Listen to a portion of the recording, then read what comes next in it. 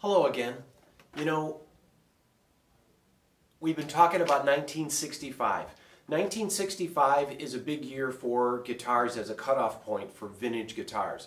Everybody knows Fender sold to a division of Columbia Records in 1965. Leo Fender sold. Also, Martin moved its facilities from the old factory to the new factory. But for today, I want to talk about 1965 as it relates to Gibson, because there was a big change at Gibson. And what brought it up is this guitar. I got this guitar from the family of the original owner. This is a 1965 ES335 exactly as it left the factory. If you're going to go looking for a vintage guitar, you, as an investment, want to find something that is completely factory original. It has the original strap buttons. Nobody's ever taken the pickups out. The pickguard is original. Honestly, when I got this guitar, the widow of the original owner had a hard time letting it go, and we have every respect for that.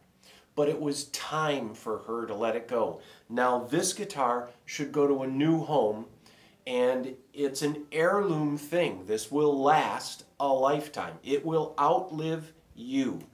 And in 1965, a lot of things changed, and that's part of what I'm bringing this to you. Gibson in 1965 changed the headstock pitch, went from 17 degrees to 15 degrees.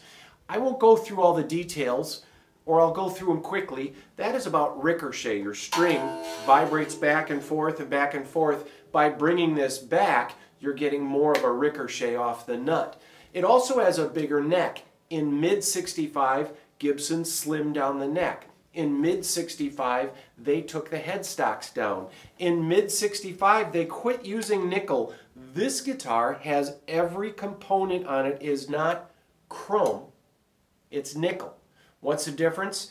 Nickel glows a little different. It doesn't glow blue, it glows yellow. It has a little different vibe to it. These days, everybody tries to put nickel on guitars, and even the tuners are nickel. So this is a completely straight color. It has patent sticker pickups, and it represents everything that is pre-65. Many things changed in mid-year. The NAMM show used to be in June. People would introduce a new model with new changes, and they'd start making it in the second half of the year. Guitars made earlier in the year typically have the earlier features. Made later in the year will have the changes. This guitar has all 64 features, a big neck, great sounding pickups, and came from the family of the original owner. We would love to see it go to a new home. The reason 1965 is such a big deal is Ted McCarty. Ted McCarty went to work for Paul Reed Smith, and you guys are probably, if you're younger, seeing Paul Reed Smith McCarty models. That's a standard model. Our dear friend Paul Smith from Paul Reed Smith tutored under Ted McCarty because he knew what a legend he was. Ted McCarty is responsible for the world's most expensive electric guitars. I'll say that again. Ted McCarty was president of Gibson, and while he was president, Ted McCarty was responsible for the invention of the Firebird. Look at that. That's cool. It's in design. We're talking about the early 60s where design was king. 50s Les Pauls, Ted McCarty. Flying V's, Ted McCarty. Bursts. Bursts can go for $500,000. That's rare, but they're so copied. This is Ted McCarty. And it's been said that Les Paul really didn't have a lot to do with the design, Ted and his staff. Ted McCarty was president of Gibson in 1950. In 1950, there was no solid body guitars. In 1950, Gibson made 5,000 guitars a year. 15 years later, in 1965, they made 100,000 a year. Why? Elvis, the Beatles, Buddy Holly, all the bands that brought out the solid body guitars are around because audiences got bigger. You needed something that didn't feed back. That's what made electric guitars so popular. So Gibson, under Ted McCarty, went from 5,000 guitars a year, they were still bigger than Martin, by the way, to 100,000 a year. Now, in 1965, all those changes, I said, started changing. In 1969, Gibson sold to a South American brewery company, ECL, and then in 74, Gibson sold to what we all know is Norland. Those changes are different from what we're talking about. I'm talking about 1965 as being the cutoff point for Gibson guitars, and Fender, and Martin. We'll get to Martin later, but Ted McCarty was president in 1950. It is the golden age. He invented also the Tune-o-matic. Ted McCarty was responsible for the humbucking pickup, which bucked hum. Ted McCarty did the V, the Explorer, the SG, and like Leo Fender, Ted didn't play guitar. Now, I had a chance to interview Ted while he was working at Paul Reed Smith, and he was a really kind, nice person. When he left in 1965, he bought Bigsby from his pal Paul Bigsby. The other thing that Ted McCarty did, which a lot of people don't know, is he bought Epiphone. And he bought Epiphone about 1956. They thought they were buying just basses, because at the time Gibson made stand-up basses. But Ted brought all the stuff back, and Epiphone said, no, you bought the guitars too. So mini humbuckers, which were kind of an Epiphone thing, were developed by Ted to fit in the old Epiphone pickup holes.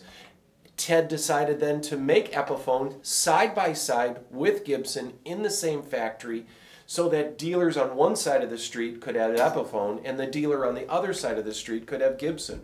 So Ted could really be responsible for making Epiphone all that much more famous. This, by the way, is a gorgeous nickel-plated, big neck Epiphone that is a fabulous guitar, and again, all original, cool tweed case. Yes, so in my other video I talked about the evolution. In 1950 there was no solid body guitars. In 1951 Rocket 88 was the first rock and roll song. In 1956 Elvis hit the scene. In 1958 Johnny B. Good. Everybody knows the Johnny B. Good thing. They sent Johnny B. Good into space. Because of those things, audiences went from smaller to bigger to bigger. Record sales tripled, quadrupled. Factories had to get bigger to catch up with the demand. And Gibson went from 5,000 a year to 100,000 guitars a year. And then in 1965, it doubled and redoubled again. We are looking at 1965 as this point of classical vintage guitars. There are used guitars. A 1971 something or other is still kind of a vintage guitar, but true vintage, the most expensive vintage, is all made 1965 or earlier. Now I'm going to close it out one more time. This is a fabulous 1965 ES335 that came from the original family. When they let it go, it was a big deal. It's a big deal guitar. It's a gorgeous guitar. The ES335 was Ted's thing. He invented it. It's got a center block and it has the hollow body. It's a combination of a solid body so it doesn't feed back when you're plugged into a big amp because you're reaching a big audience. The 335 gives you that woody sound. When it was introduced in 1958, it's the only guitar Gibson made that's never ceased production. It's still in production today. The Les Paul ceased production in the mid-60s. The 335 did not, and this is a classic cherry red ES335, named, of course, because it was $335. Okay, that's enough. I could go on. Those of you who know me know that I will go on and on and on, but that's it for now. Just a couple of minutes of that, and we'll let you go now.